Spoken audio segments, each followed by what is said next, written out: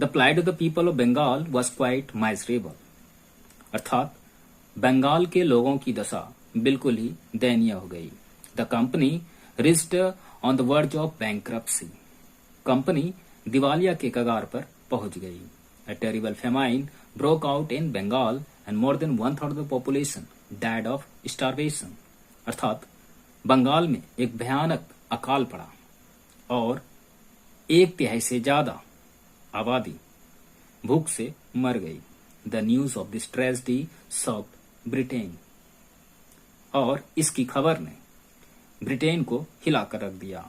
Disturb by this events the British parliament decided to look into the company's affair in India and regulated it both in India and in England.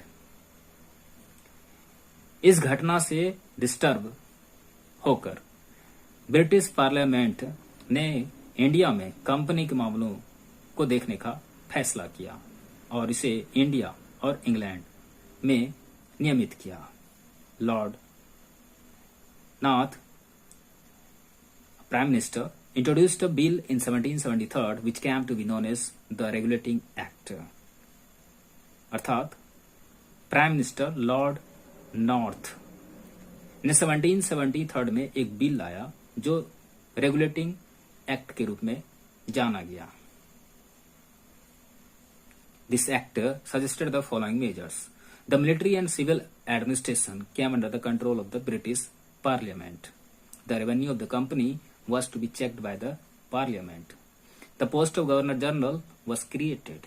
Warren Hastings, the Governor of Bengal, became the first Governor General of British India. A council of 4 members, Lieutenant General John Clavering, George Manson, Richard Beerwell, and Phillips Frankis, was also appointed to assist him in the administration. A Supreme Court was also established in Calcutta to hear all the British cases in India.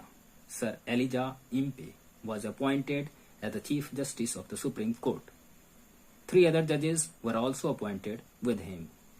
The number of directors of the company was raised to 24 and were elected for a tenure of 4 years.